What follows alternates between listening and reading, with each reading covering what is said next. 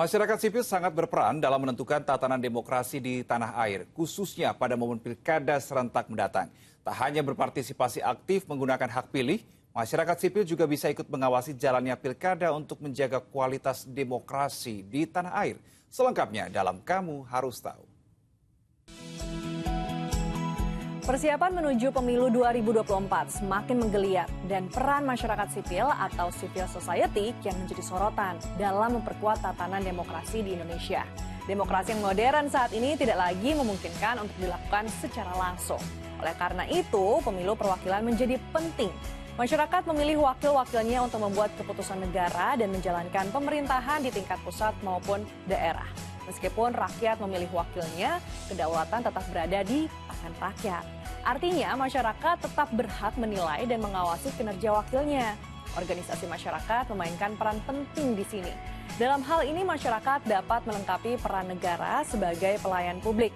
Misalnya dengan membantu penyebaran informasi terkait pemilu, terutama di era digital yang serba mudah.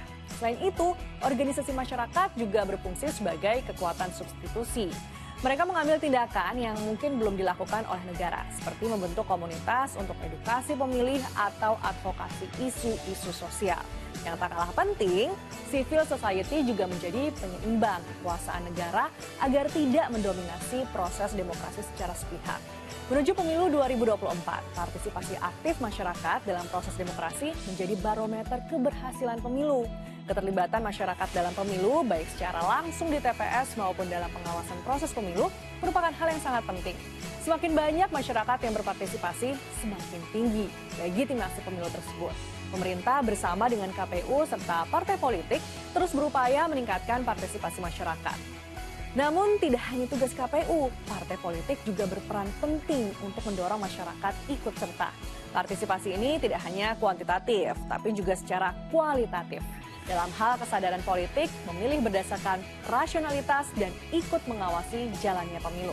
Terlebih lagi, organisasi masyarakat tidak terbatas pada organisasi besar saja, tetapi juga individu-individu yang berperan aktif dalam politik. Teknologi digital menjadi alat yang mempermudah masyarakat untuk berpartisipasi, menyuarakan aspirasi, dan menjaga transparansi dalam pelaksanaan pemilu.